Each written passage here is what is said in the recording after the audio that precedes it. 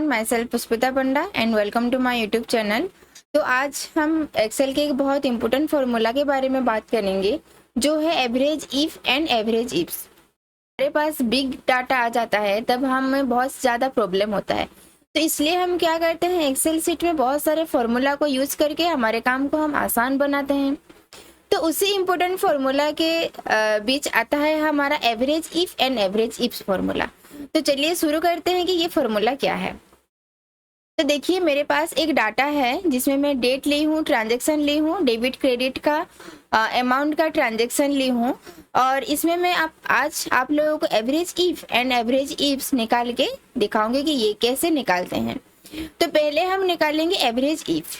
तो average if निकालने के लिए पहले हम फार्मूला पुट करेंगे। तो उसका फार्मूला क्या है, equals to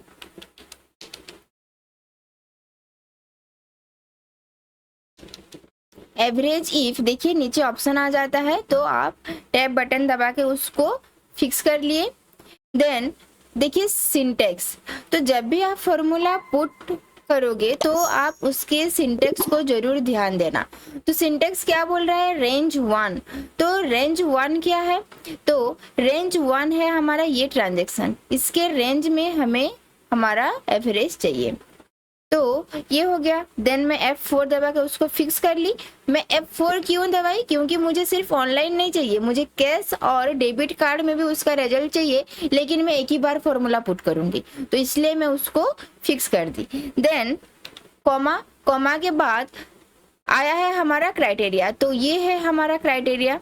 then comma, then criteria average range. Average range क्या है, ये जो हमारा अमाउंट है इसके हमें एवरेज रेंज चाहिए, तो उसको मैं सिलेक्ट करी और अगेन मैं उसको F4 से फिक्स की, bracket close, enter.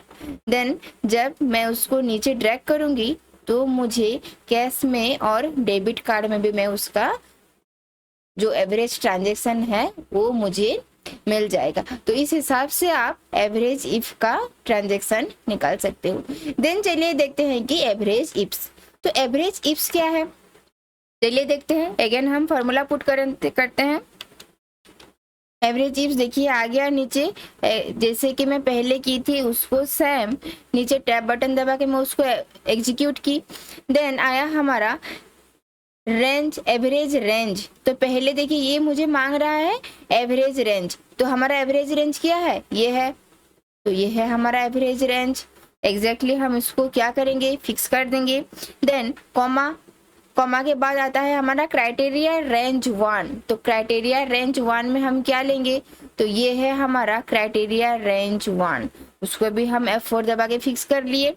Then comma, then हमारा आया क्राइटेरिया 1। तो ये जो है ये है हमारा क्राइटेरिया 1, और क्राइटेरिया 1 में मैं क्या करूंगी, जो हमारा ई सेल है उसको मैं डॉलर दे के मैं फिक्स करूंगी। तो देखिए जब हम एवरेज इफ निकाल रहे थे हमें वो ज़्यादा क्राइटेरिया नहीं मांग रहा था, मतलब ज़्यादा हमें कंडीशन नहीं मांग रहा था, लेकिन जब हम एवरेज इफ्स का यूज किए वो हमें मल्टीपल ऑप्शन दे रहा है। मल्टीपल क्राइटेरिया रेंज को सिलेक्ट करने के लिए वो हमें ऑप्शन दे रहा है।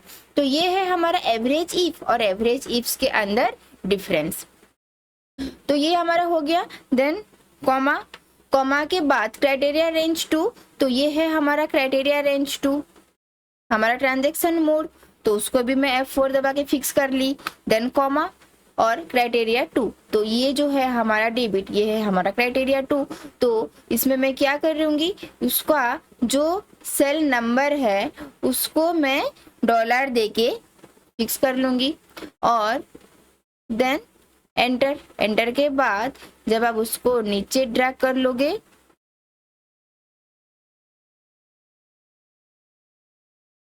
तो नीचे जब मैं उसको ड्रैग करूंगी तो वो नीचे आ जाएगा, और साइड में मैं उसको जब ड्रैग करूंगी और साइड में उसका मुझे क्रेडिट का एवरेज भी वो निकाल के देगा।